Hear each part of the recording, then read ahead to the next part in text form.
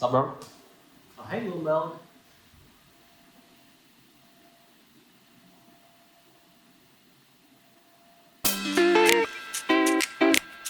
Hey everyone, welcome to episode 15 of the Matchfix. I'm Shock, the Game 5 Garad and Fair of Phonetics, and I am joined by the Twitch chat troublemaker and hair-growing hobbyist, Amelg. I'm Amelg. Week 2 started off with the biggest upset that we've seen from the split so far, only 2 weeks in, so nothing too crazy, but Mammoth coming in with 2 new players, PAPRise and LEG, pick up a win over Peace. How are you feeling about that? It was really unexpected. I think Peace definitely had a lot of bad vibes around them after their week 1 performance. But I think even then, I don't know what's going on. It is a bit how you're going. It is a bit how you're going. This is a tragedy. The fight is on. The fight breaks out. And it's all on for this last play. Heroes Entrance to try and buy some mitigation. They need more than mitigation. They need a hope and a dream and a chance to find a way back to restart this one all over. A double kill now for Voice. The rest of the team are playing clean. Something that was kind of crazy to me, just skipping ahead a little bit, is that at 10 minutes 30, Gangplank was up 15 CS and a kill, and he was ahead 1k gold. Gangplank just actually prints money with the first strike build. I think he's really, really broken. But rewinding a little bit back to the game, I thought it was really interesting that Violet took exhaust. I'm not sure if this was a misclick or they did it on purpose, but double exhaust bot lane, no cleanse versus Lissandra, either very dumb or very Chad. What do you think? Yeah, I mean, seeing that at the start of the game, I thought it was a visual bug, honestly, at first. I don't think it really makes that much sense in this game. I think having cleanse against that Lissandra engage is just way too important to pass up. It especially makes more sense on a player like Violet, because I feel like he's the kind of AD carry that likes to try or really tries to maximize his own output, right? That's why he's one of the best AD carries in OS. And not having the flexibility of the cleanse get you out of trouble, when you miscalculate and you get caught, is just it makes it so difficult to play. And especially considering the fact that Guncrab only got his Mikhails at 32 minutes or something when the game was pretty much over. I don't know, it was just a recurring theme throughout the game of Violet not being able to do as much as he wanted to do and just losing the fight as a result of that. Yeah, I think there were a lot of fights this game where Aphelios was just actually permanently CC'd, Lissandra flash ult, W, and then the rest of the CC piles on. So I think one thing that's actually underrated about Cleanse is it gives you tenacity for 3 seconds after, 65%, which is not very easy for AD carries, especially to access. What AD carry builds Merc Treads? Pretty much none. And they also can't really afford to go Legend Tenacity or Unflinching, I think is the other one. So yeah, it's very hard to get Tenacity as an ADC. I'm assuming this was a misclick, but I'm kind of curious. Maybe it wasn't.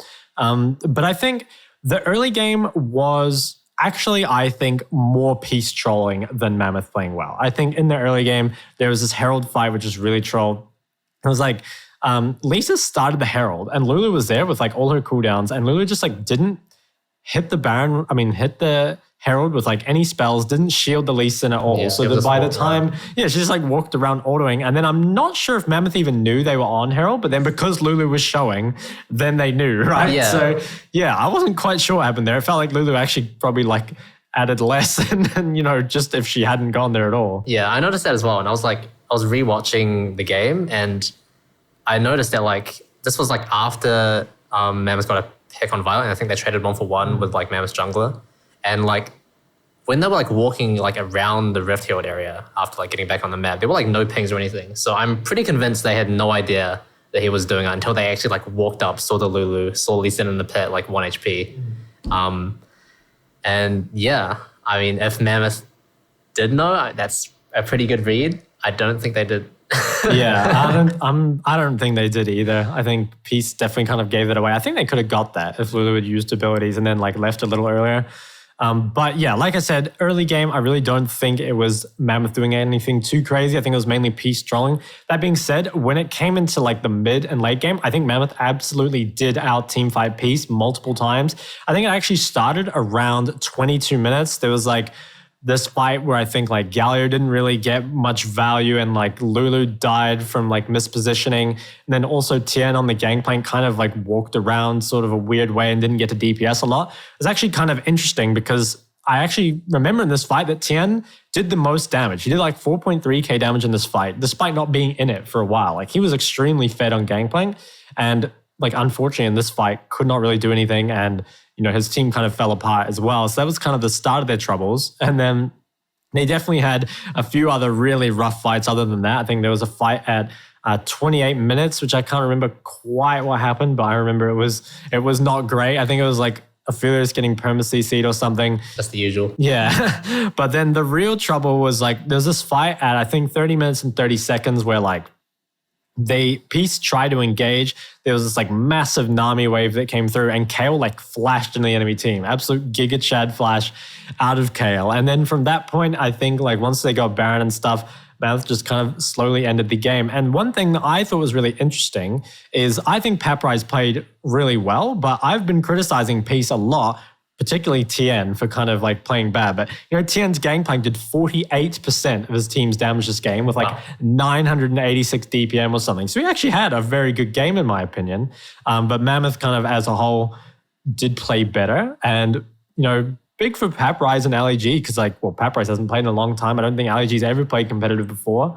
And they come in and smoke Peace. Yeah, it's definitely like a way to make a statement, right? Just coming into the league, PAPRISE not being there for ages, LEG not being there ever. And like, I don't know, it's definitely like a confidence boost, even though they didn't win their day 2 game. I think just having that win on the board is like a really nice feeling. Directly after that on day 1 was PGG versus Order. And I think this was going to be a big match, especially for us, right? Because True. I think, that was the only place where our like top 4 predictions differed. And I think you win this time. I concede. It was honestly relatively close. I think there was some like cool draft ideas, like Kisei on Xerath, and then I think Biopanther picked Maud to counter the Camille as well. Yeah, I thought there were a lot of interesting things, like you said, in the draft. I think what happened is Xerath came as a counter to Taliyah, expecting it to be mid, and then Taliyah actually got flex jungle. And now they had this like Taliyah Galio combo against like Xerath Jarvan. So I thought the mid jungle ended up kind of interesting.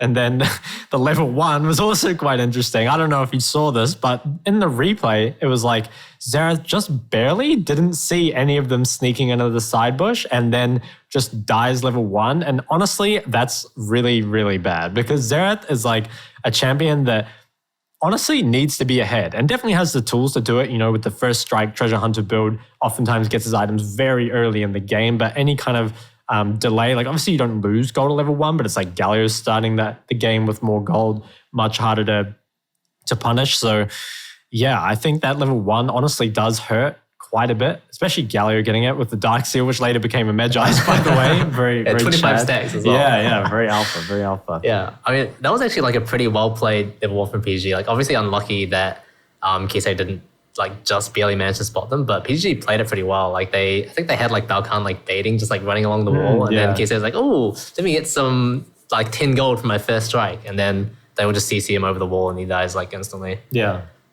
So, yeah, I liked it. And then I think in the early game, the Order side lanes were actually doing pretty well from what I remember. I think the bot lane was actually ahead against Lucian Nami as, what were they, Jinx Lulu, I think it was. So I think bot lane was doing pretty well. Maud also got a solo kill top at around 15 minutes or something. So I think the Order side lanes are actually going pretty well. And it wasn't like mid was like that far behind. I think when they got into the mid game, they're actually in a pretty good spot. And then at 18 minutes, I remember it was like Xerath got a ton of poke down, chunked Lucian to maybe like half HP. So really good start to the fight. And then I think they overchased. I think like Puma flashed forward and got punished for it. And it turned what I thought was like a really good fight into a really bad fight, like really fast. And then I think it was this time as well. It was like they tried to overstay and contest the dragon and then all end up getting wiped. And because they were pretty low, like I understand going for them.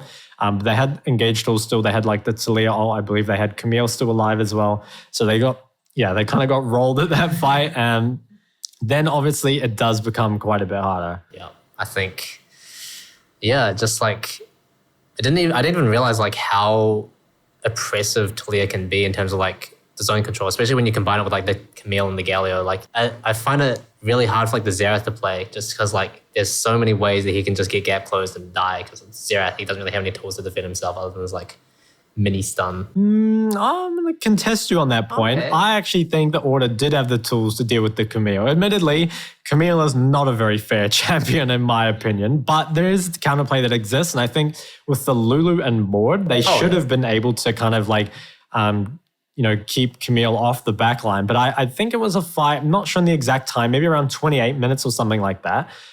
Where there was a fight that was like horribly misexecuted. So Camille finds this massive flank on the side, just below or kind of like over the dragon wall. And Camille manages to like flash and ult the Jinx, and like Mord and Lulu get like slowed and CC'd, and they're just out of range. Like neither of them can quite help.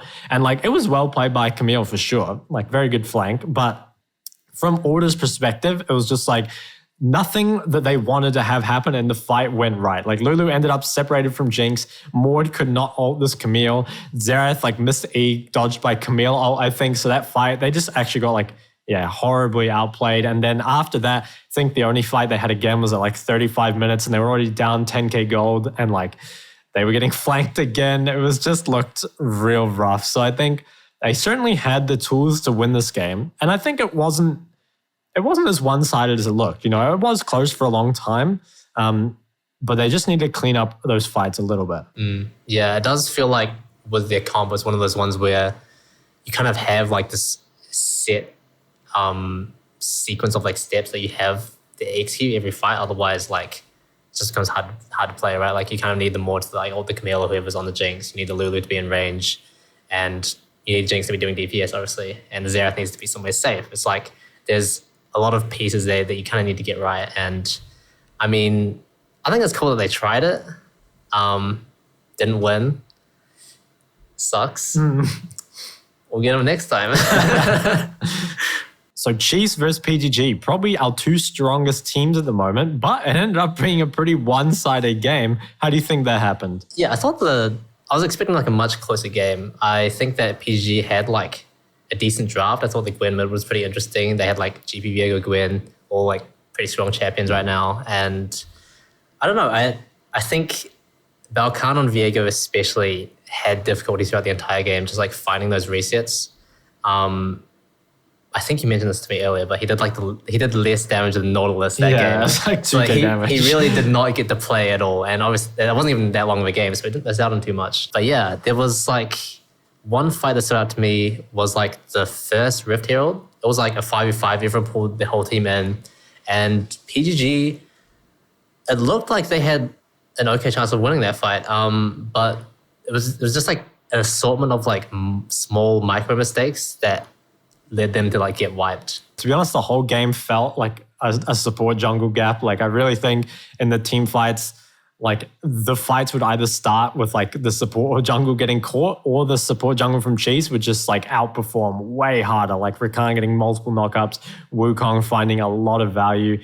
And I think so you had a point around like 21:30, right? Or something like that? Yes. This made me so angry when I was watching. Okay, maybe not angry, but I was severely disappointed. And it was like, I think the Dragon was spawning or just spawned, and Chiefs had like full control of River. PGG were hovering around their jungle, like trying to get in. And Rogue just like walks up like way too far, like almost like at the entrance of the river, gets Iron Charmed and just dies instantly because it's Nautilus. And Nautilus doesn't really do anything when he gets caught. And he dies, and then that fight is just gone. Like there's no real way for PGG to actually fight that anymore, because they need that Nautilus engage, which I think might even be like that flaw in the draft, is that they're really relying on the Nautilus to find the initial pack to get resets for Viego. It is interesting because I think they've got a lot of anti-dive like on their team against champions that have to dive, but then maybe the Nautilus feels a bit out of place. I'm not too sure what would be there instead. Maybe like something like Leona that can go in or out, like doesn't have to, but I'm not too sure. But one thing I am sure about is that the fight, or not even a fight, the decision that PGG made at like 22:45 was one of the dumbest macro plays I've seen in a while.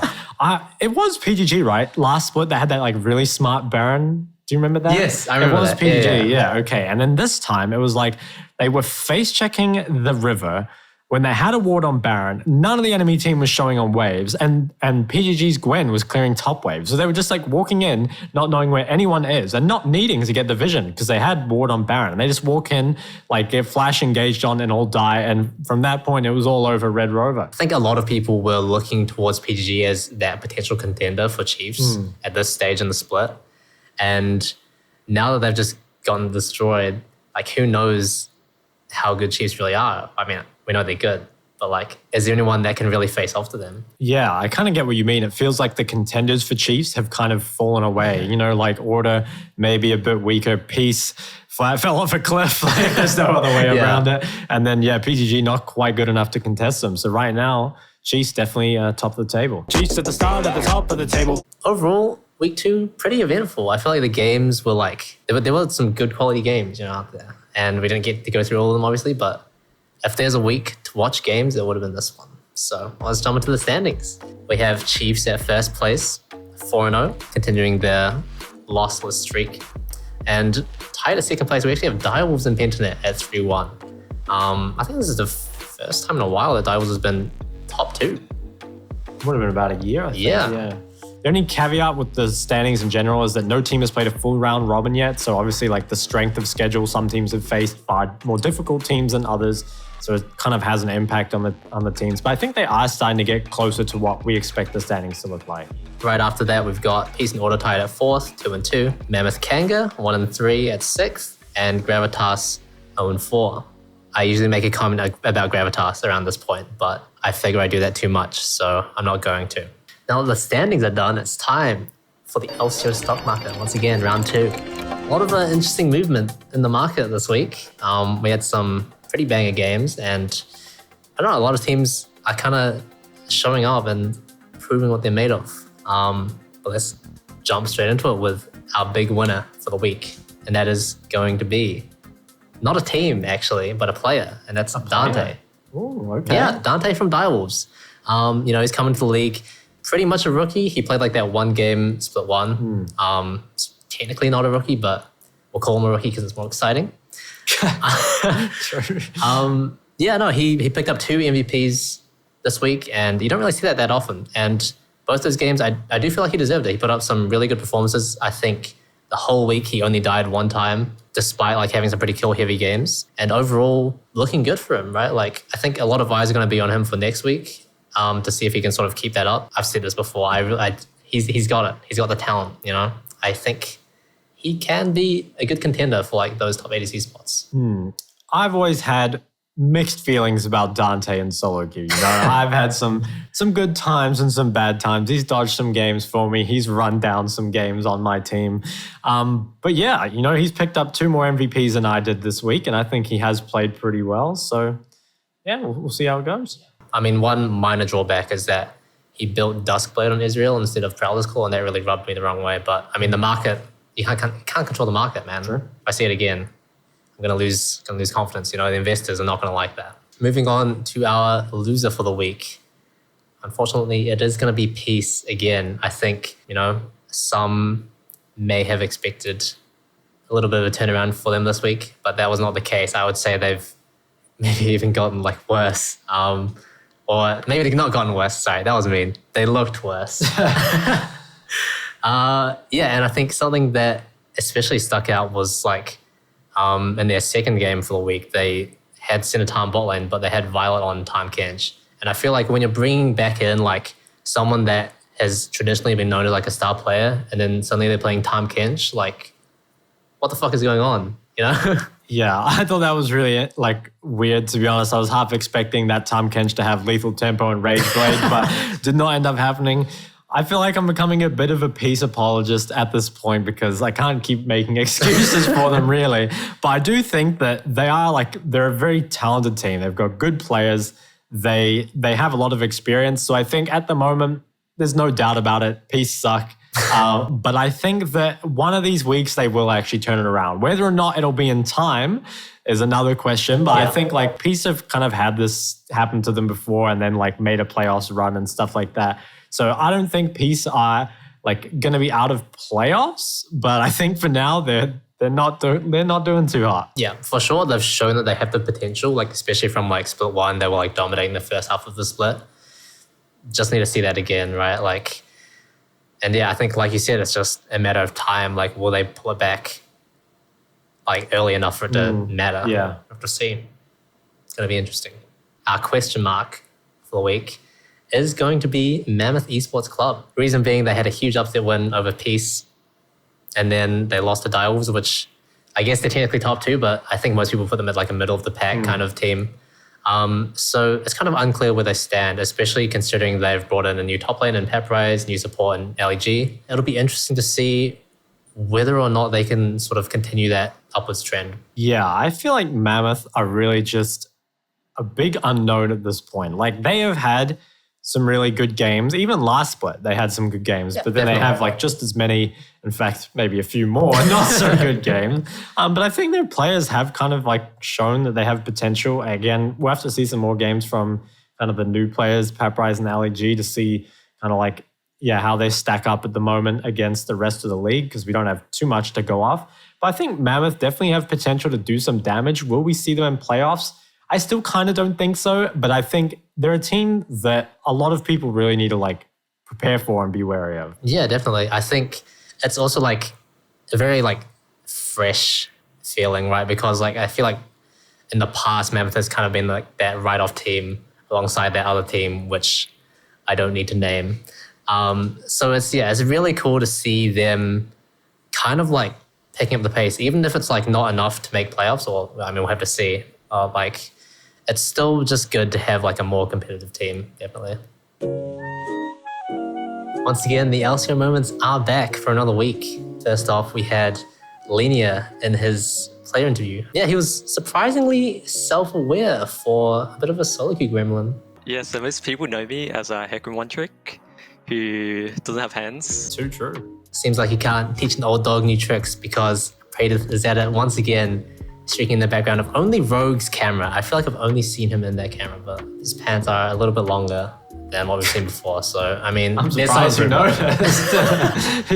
Man, you're looking a little too close, I think, yeah. In one of the Chiefs post games, we had a bit of a misplay from Arthur, actually disengaging from the, what do you call this? Hands play a little too early, not quite optimal. Hopefully he does better next week. Ray's improved, right? But it just sucks, you know. Tally was left hanging, Razor was left hanging as well. It does look like they had the VOD review, but ultimately, you know, you need all 5 members on board. I think post-game celebration is something like as a team you really need to get right. Fortunately, team synergy was at an all-time high for the LCO broadcast talent, who were really energetic this week. That's one way of putting it.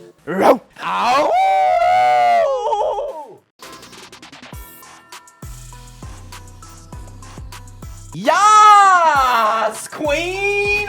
We also got a good glimpse into the new LCO segment where they do a little guessing game of the players, and Skimmy did get a Gravitas player, and I've hated on them already a lot this episode, but it was rough. He kind of entered the Gravitas multiverse and a little bit too deep. Did I play every game last split?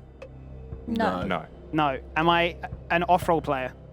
No. No. No. Am I in the top lane? No.